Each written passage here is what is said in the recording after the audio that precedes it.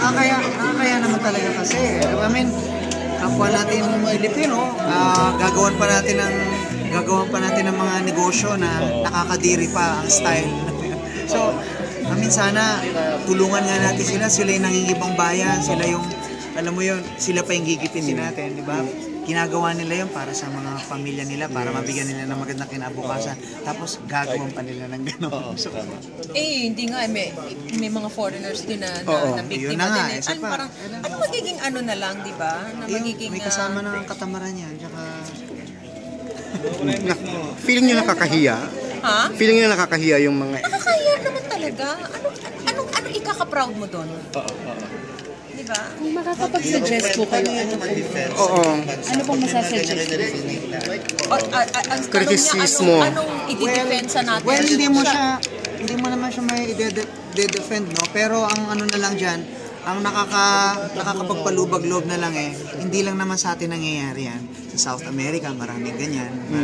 Kasi marami ring depressed areas doon, maraming depressed countries din na katulad natin ng third world pa rin. Gawain pa rin yun. Sa Europe nga, merong mga ganun I mean, sa France, na-experience namin yun.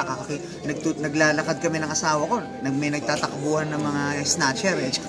Alam mo yun, mayaman na bansa yan, pero may mga snatcher. So, kumbaga ang kasamaan hindi naman talaga nako-concentrate sa isang lugar. Sa totoo lang, talagang pang-international din. Pang-international talaga. Pero kaso nga lang, alam mo yun, sa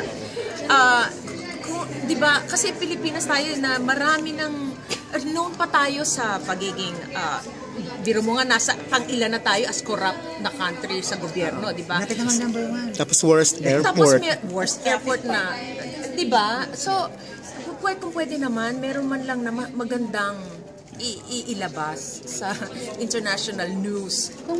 Nadismaya ba kayo sa gobyerno? Ano pong maisasuggest nyo siguro na pwedeng possible solution? Na solusyon? Ano nga po pwedeng political will yan Kasi dapat talaga yung mga, lalo na yung mga mananalo next year, yung mga tatakbo, sana talagang sila na yung mga kandidato na magkakaroon talaga ng political will.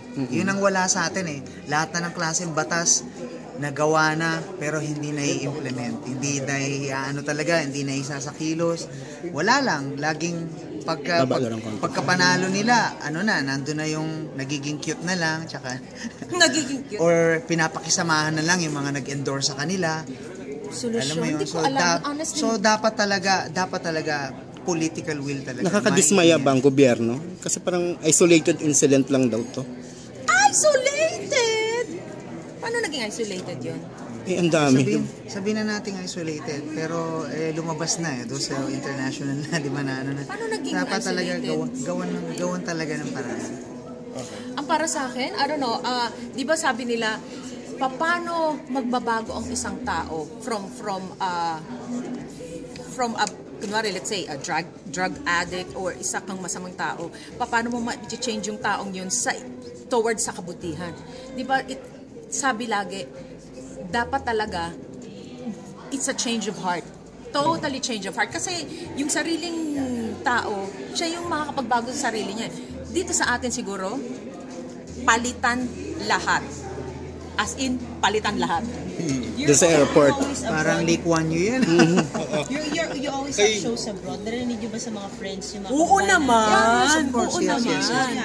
Hindi, tsaka ako, I try to keep up nagbabasa ako lagi, Yahoo, MSN, about us dito sa nangyayari sa atin. Kasi syempre, nandito yung family ko. I wanna make sure safe pa rin ang family ko kahit naiiwan ko sila. Kayo yung pabalik-balik dito, then abroad. Kayo laging dumadaan sa airport. So, paano kayo ngayon mag-iingat? Meron bang, kakabahan na ba kayo pag dadaan kayo sa airport? Siyempre, hindi mo na may iwasan yung ganung pakiramdam na meron ka talagang ng ganung agam-agam, syempre.